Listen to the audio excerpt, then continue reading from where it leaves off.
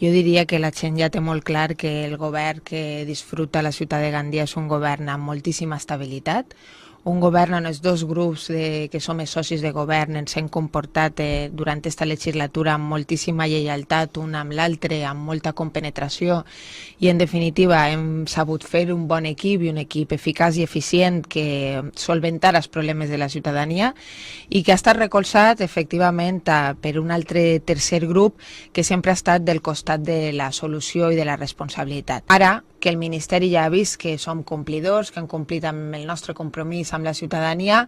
comencen a donar-nos un poquet d'oxigen i holgura i fins i tot estem parlant ja de baixar una miqueta els impostos per a l'any del 2018 i començar el 2018 en una baixada d'impostos. Hem recuperat la reputació d'un ajuntament que l'havia perdut. Estem donant confiança, estem donant certeses, estem donant seguretat i la gent torna a confiar en l'Ajuntament i en la seva ciutat. En 2 anys, en el mateix juny en el que ens trobem ara, són 1.400 persones menys les que estan aturades i això també, a banda de ser una tendència nacional, són xifres que diuen que estem millor que la tendència de la Comunitat Valenciana.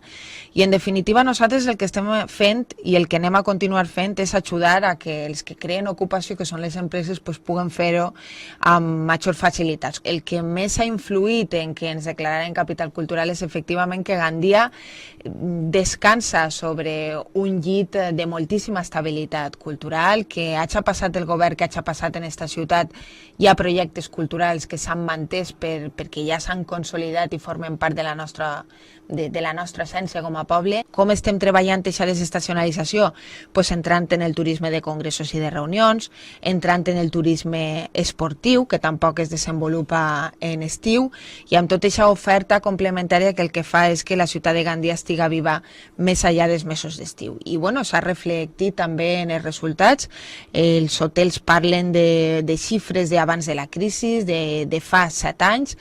i l'altra qüestió que nosaltres volem treballar en el destí turístic és la rentabilitat. Nosaltres el que aspirem és que fer turisme siga cada vegada més rentable i per tant el que hi ha que treballar clarament és la qualitat. Quanta més qualitat oferim des del destí, podrem tindre també clients que vulguin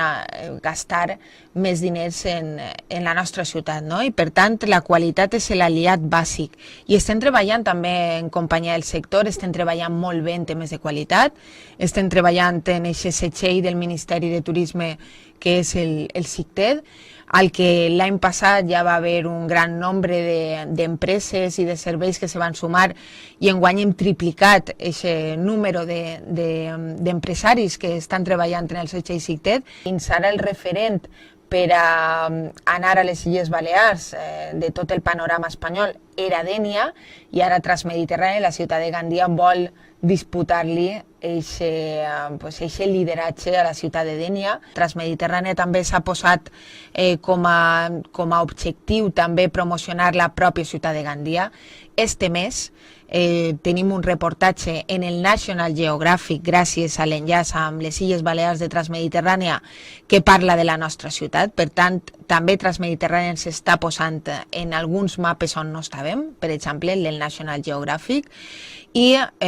este dijous, previ al primer viatge, que serà el divendres de la temporada, venen ací al voltant de 20 i pico periodistes d'àmbit nacional que estaran tot el dijous visitant la ciutat de Gandia i totes les seues bondats, el Palau Ducal, la Cova del Parpalló, el Museu Faller, i que el divendres agafaran el primer vaixell per anar a Eivissa. És a dir, Transmediterrània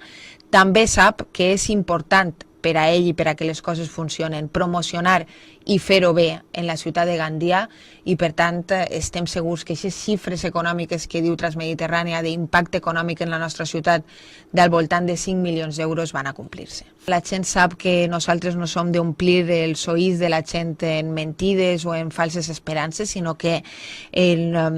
dibuixem la realitat conforme és i si diguem que estem ja en un moment per a obrir una etapa de llum i una etapa d'esperança és perquè estem en disposició de fer-ho. En els dos polígons, el polígon Alcodar i el polígon Beneito, se concentren al voltant de 3.200 treballadors. Nosaltres aspirem a que quan acabem la legislatura hagin fet lo possible amb aquestes inversions en els polígons per augmentar a una xifra de 3.500 persones en aquests polígons. És una xifra que ens hem marcat junt als empresaris i que milloraria molt, en definitiva, la vida de les persones de la nostra ciutat.